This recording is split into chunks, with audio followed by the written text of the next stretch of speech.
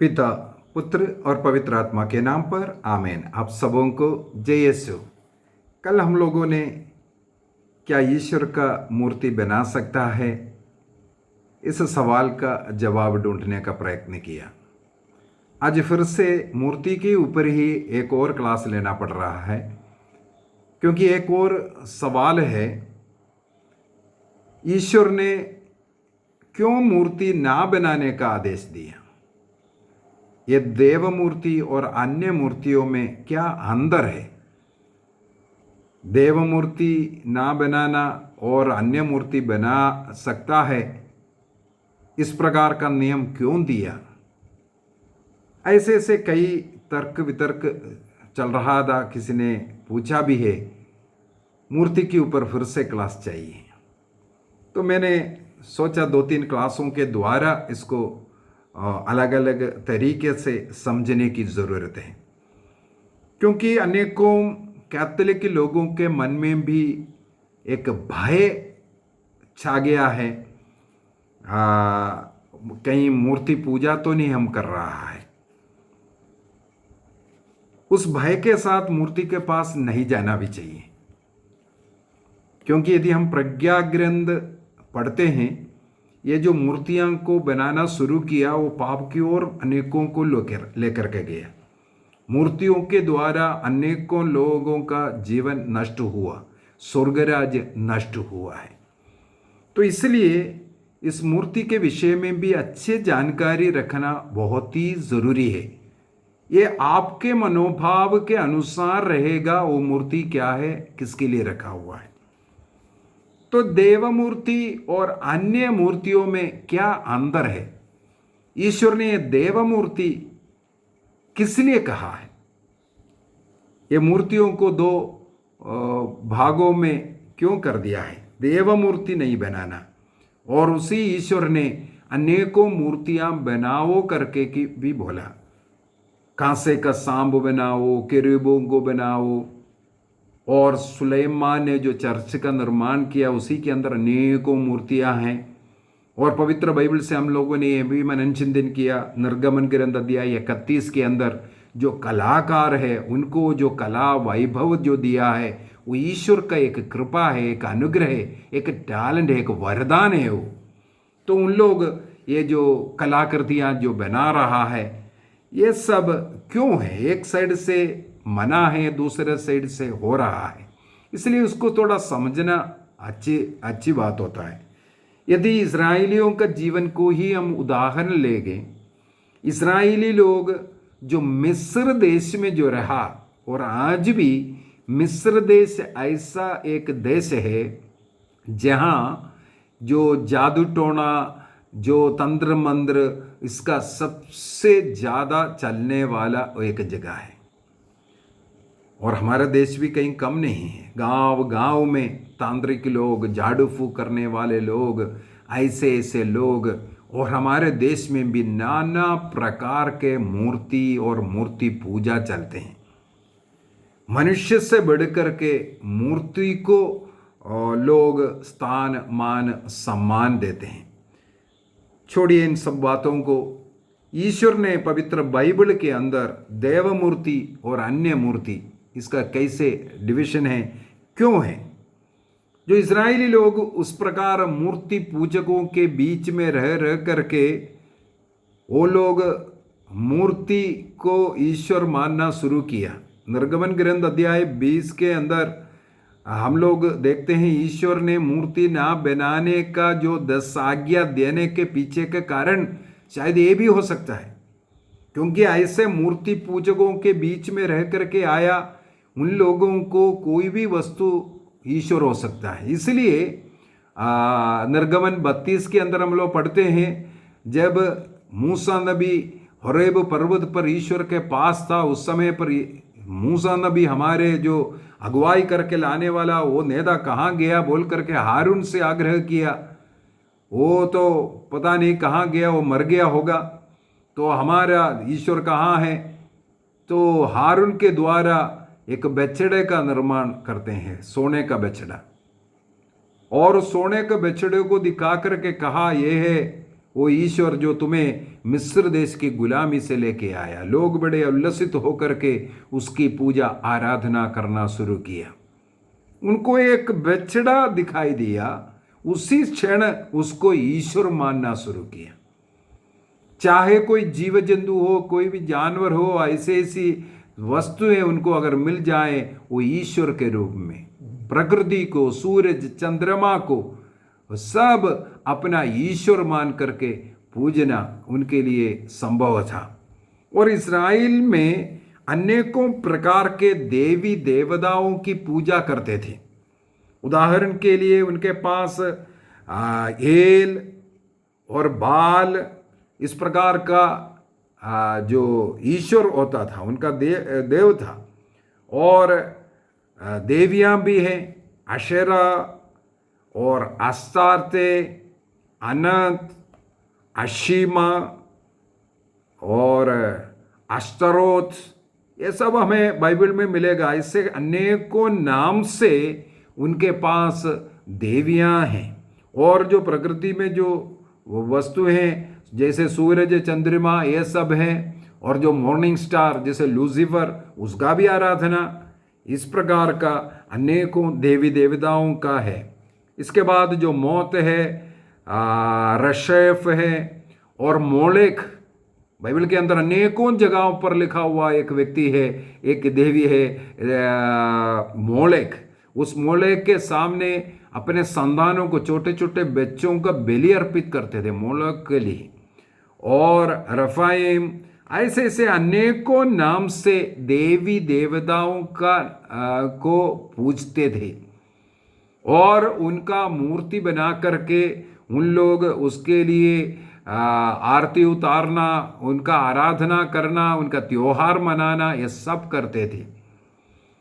बारिश के लिए एक देवी देवता, खेतीबाड़ी के लिए, हरियाली के लिए, हर चीज के लिए उनका अलग अलग देवी देवताएं होता था, उनका पूजा करता था।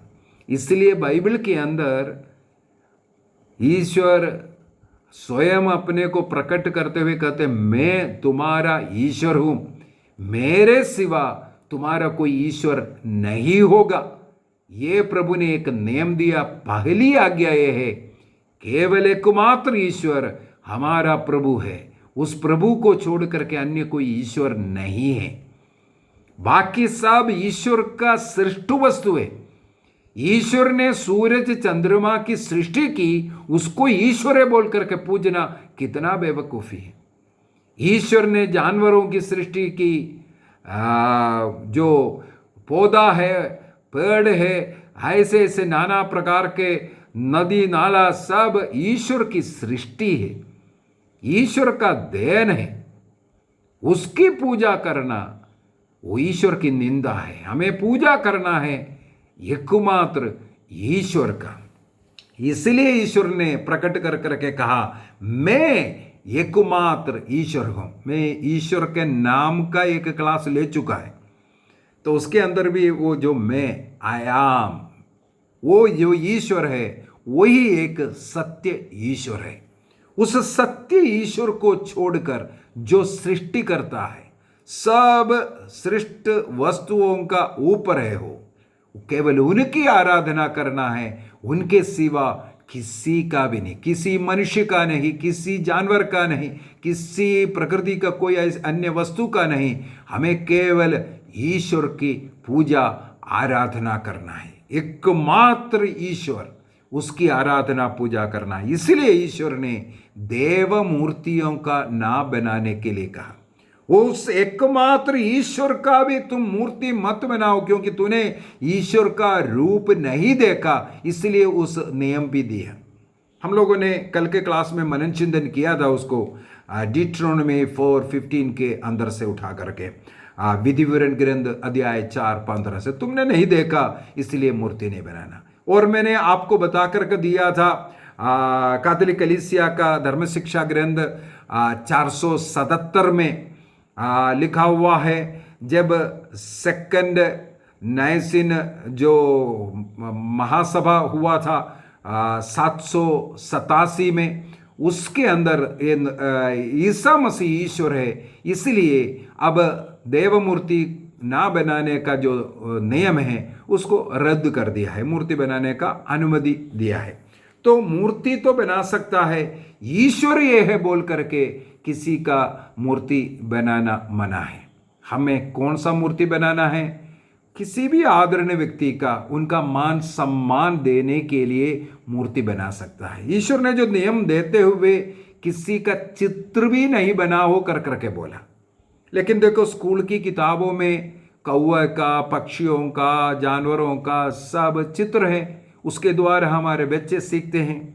हम अपने फैमिली फोटो रखते हैं, हमारा जो आइडेंटिटी कार्ड, हमारा पहचान के लिए हमारा चित्र हम अपने हाथ में रखते हैं। इसका मतलब ये चित्र रखना, जो पुराने नियम में बताया हुआ जो चित्र, वो चित्र आज रख सकता है। पुराने नियम के अंदर ईश्वर ने 10 आज्ञा दिया, उसके अनुसार चित्र नहीं बना सकता, किसी का चित्र हाथ में नहीं रखना है। लेकिन कलीसिया ने वो चित्र रखने का अनुमति दिया है। तो हम लोग अपने परिवार का, प्रियजनों का, अन्य लोगों का, हमारे जो हम जिन्हें प्यार करता है उन लोगों का हम चित्र हमारे पास रखते हैं। और विशेष रूप से हमारा आइडेंटिटी कार्ड स्वयं एक चित्र पहचान के लिए रखते हैं। तो उसके द्वारा हम किसी को पहचानते हैं। संतों का हम पहचान करते हुए उनका आदर सम्मान करने के लिए रखते हैं, उनका पूजा करने के लिए नहीं है। उसका भी मैंने एक क्लास दिया है, क्या माता मरियम की आराधना करता है कि नहीं, उस क्लास के अंदर उसमें फ़र्क क्या है, आराधना और आदर ये दोनों में फ़र्क क्या है, इस क्लास मैंने ले चुका है। और हमारे राष्ट्र के नेताओं का हम मूर्ति है और उनको अगर मालार्पण करता है, हम उनका आदर करने का एक तरीका है। मैंने उसके लिए कहा था, मैं पहले फौज में था, हम लोग जो फ्लैग है, इंडियन फ्लैग, उसको हम सल्यूट करते हैं। जहाँ उस फ्लैग जहाँ होस्ट किया उसके सामने से कहीं भी हम लोग गुजरते हैं, उस फ्लैग की ओर मुड़ करके हम लोग सल्यूट करते हुए चलते हैं।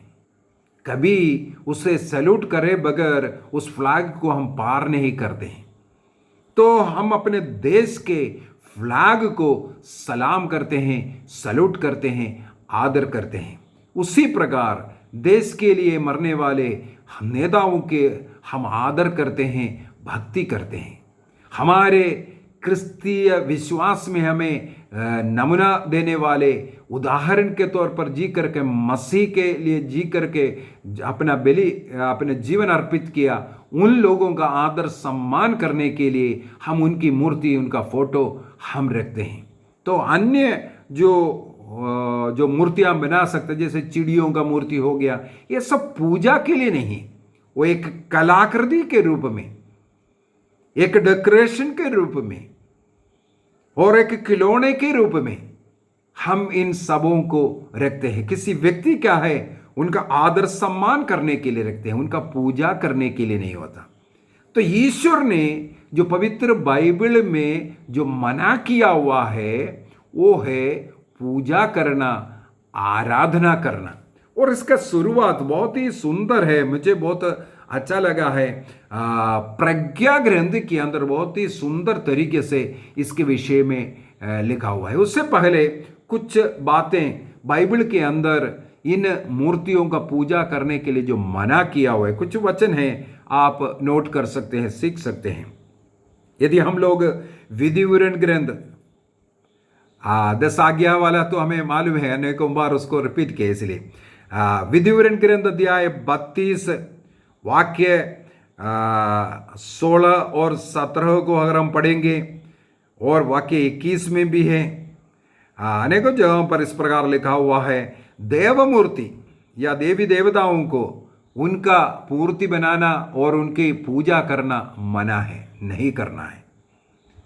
नबी यिर्मयाह का ग्रंथ अध्याय 2 वाक्य 11 के अंदर, ईश्वर के बदले में तुम निसार मूर्तियों के सामने दंडवत करते हो, आराधना करते हो।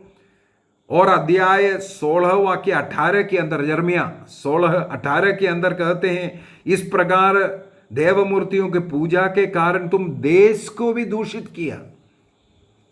आप अपने को दूषित करेगा, अपने परिवार को दूषित करेगा और देश को भी इस प्रकार का आराधना पूजा के द्वारा आप दूषित करते हैं। इसका दंड देश को मिलता है। नबी यिर्मयाह के द्वारा देश को बचाने के लिए इन मूर्तियों को हटाना, उसका पूजा बंद करना, ये आदि बताया।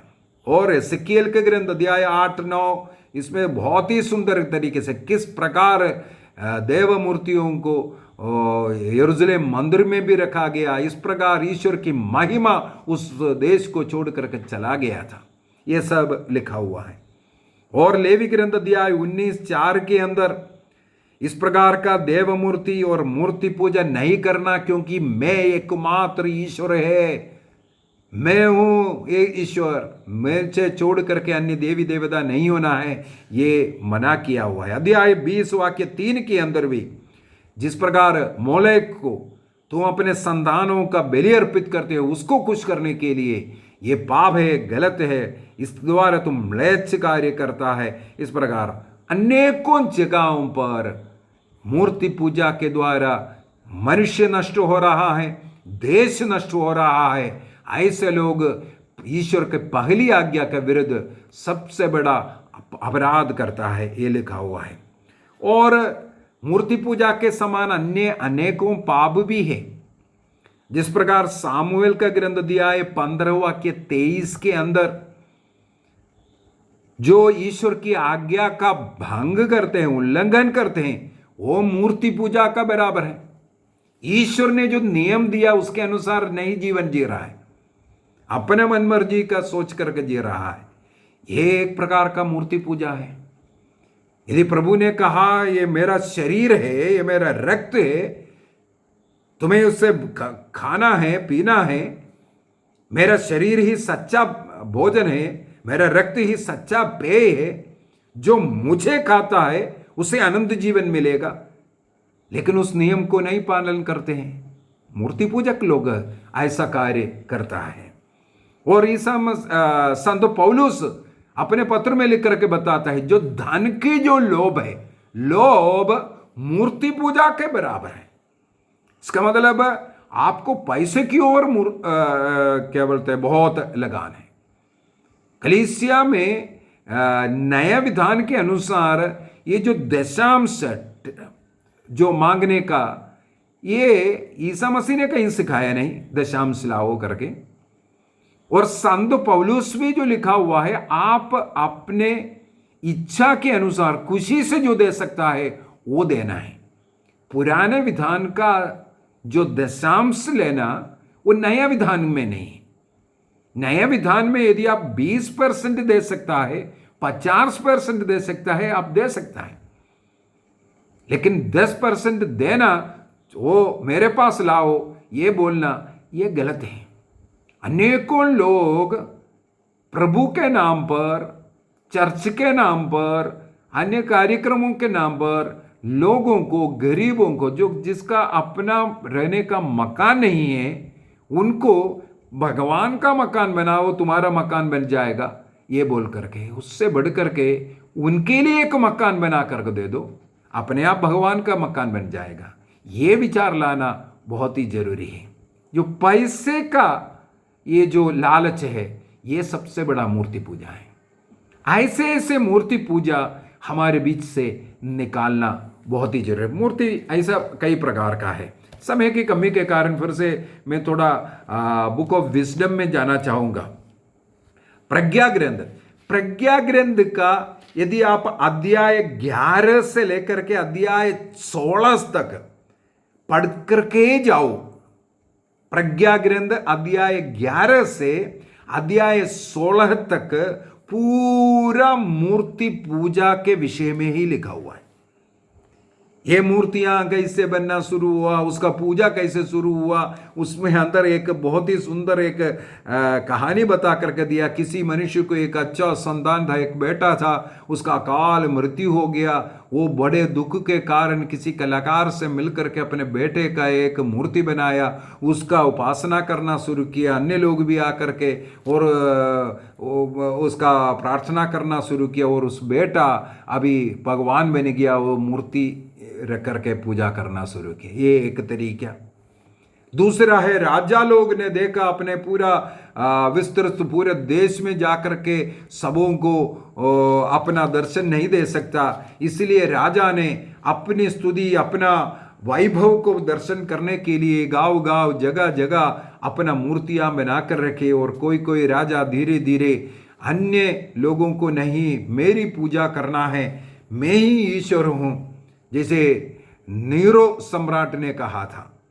नीरो सम्राट ईश्वर मैं हूं कर करके बोलने वाला सम्राट था। उसी प्रकार नबुकदनेस्सर, ये सब लोग अपने अपने मूर्ति बना करके लोगों से पूजा करने के लिए आग्रह करने वाले लोग हैं। तो प्रज्ञा ग्रंथ के अंदर लिखा है, अगला है, ऐसे जो लोग, जो राजा जनता के सामने अपने मूर्तियों को बनाकर रखा और उसकी आराधना करने के लिए लोगों से आग्रह किया। और तीसरे एक और है, कोई कलाकार जो मूर्तियां बनाते हैं, मूर्तिकार जो होता है उसको पैसे की जरूरत है, इसलिए उसने सुंदर सुंदर मूर्तियों की रचना किया और उसको बेच करके, ये तो फलाना भगवान है, ये फलाना भगवान है, ये घर में रखेगा तो आपको ये कृपा मिलेगा, वो कृपा मिलेगा। आजकल बड़े बिजनेस में भक्ति चलता है, कई त्योहार बिजनेस बन गया है, हमारा इवन क्रिसमस भी ईसा मसीह की जगह आजकल सांता क्लॉस बन गया, मेन हीरो। बिजनेस है ये, बिजनेस आज आराधना भगवान बनना शुरू हुआ, इसका कारण मूर्ति पूजा का आगमन हुआ।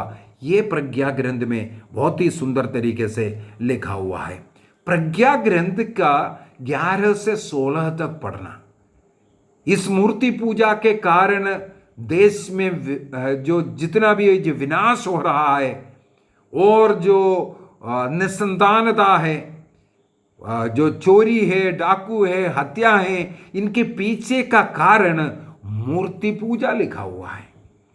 मैंने जरूर अनेकों क्लास कैथोलिक लोग मूर्ति जो रख रहा है उसमें कोई गलती नहीं है, वो अनुवदनीय है कर कर बोला। और एक क्लास के अंदर मैंने जरूर ये भी एक उदाहरण भी बोल करके दिया था, किस प्रकार हमारा ये संतों का भक्ति या ये प्रार्थना है मूर्ति पूजा बनता है। एक उदाहरण मैंने बोला था, चर्च में मिस्सा बलिदान में नहीं आते हैं, ऐसे लोग होता है कहीं नोवेना चलाने के लिए जाएगा, हर शनिवार को मैं माता मरियम की ग्रोटो में जा रहा हूं इसलिए संडे चर्च में नहीं आ रहा है, ये है मूर्ति पूजा। ईसा मसीह सबसे बड़ा प्रार्थना है, मसीह का उस कलवारी बलिदान की यादगारी में मनाने वाला मिस्सा बलिदान, उस मिस्सा बलिदान में ना भाग लेने वाला, माता मरियम के नोवेने में जाने से वो मूर्ति पूजा है। हमें मूर्ति को मूर्ति की जगह पर भी रखना जरूरी है। अनेकों जगहों पर माता मरियम के त्योहार में बहुत अच्छी बात है डेकोरेशन कर कर रखना ये सब, लेकिन मुझे नहीं मालूम ये साड़ियां पहनाना जरूरी है क्या? माता मरियम के मूर्ति तो साड़ी पहन करके बहुत ही सुंदर मूर्तियां होता है, जो व्यक्ति उसको पहना रहा है वो स्वयं अच्छा कपड़ा अच्छा वस्त्र धारण नहीं कर रहा है। माता मरियम के सिर पर बड़े बड़े महंगा महंगा कपड़ा डाल रहा है, सिर पर डाल करके ढक रहा है, उनके सिर पर कपड़ा नहीं डालते, ये बहुत बड़ा गलती है। मां मरियम के मूर्ति में तुम कपड़ा डाल रहे हो, स्वयं के शरीर के लिए कपड़ा नहीं है, अपने शरीर के सिर नहीं ढक रहा है, इसको ही तो मूर्ति पूजा कहते हैं। उस मूर्ति को कपड़ा पहनाने का क्या जरूरत है? जो नंगे है, गरीब है, उनको पहनाओ, उससे अधिक हमें अनुग्रह आशीष मिलेगा। मैं ये नहीं कह रहा है कोई पर्व है सजा कर रखना है, मूर्तियों को सजाने का मतलब है जहां मूर्ति रखा है उस एरिया को सजाना है, उस मूर्ति में ज्यादा कपड़ा पहनाने का जरूरत है कि नहीं सोचना है। हमें कपड़ा पहनाना है गरीबों को, इस प्रकार के कुछ अंधविश्वास जो बढ़ रहा है, जैसे प्रज्ञा ग्रंथ के अंदर लिखा है, ये जो मूर्तियां धीरे धीरे आपको ईश्वर से कहीं अलग तो नहीं कर रहा है। ये मूर्तियां आपको ईश्वर की ओर लेके जाने के लिए कलीसिया ने दिया है। कहीं ऐसा ना हो ये मूर्तियां आपको ईश्वर से दूर कर रहा हो, तब ये मूर्ति पूजा है। माता मरियम का मूर्ति आपको ईश्वर की ओर जाने के लिए होना चाहिए। संतों का मूर्ति आपको ईश्वर की उस महानता को देखने के लिए, उसका दर्शन उस संत के द्वारा देखने के लिए होना चाहिए। उनकी भक्ति करना प्रभु की भक्ति आराधना होना चाहिए। उनके नाम पर करने वाला जो पुण्य कार्य है, अधिक किसी संत के नाम पर आप कोई पुण्य कार्य कर रहा है, वो ईश्वर की ओर आपको लेके जाएगा। यदि आप किसी संत का भक्ति करते करते करते प्रभु से अलग हो गया, ये तो मूर्ति पूजा हो जाएगा। तो मूर्ति पूजा, मूर्ति और देव मूर्ति क्या है समझना है। मूर्ति को कहीं आप देव मूर्ति कहीं धीरे धीरे ना बनाए, इससे भी सतर्क रहना जरूरी है। पिता, पुत्र और पवित्र आत्मा के नाम पर आमीन। आप सबों को जय यीशु।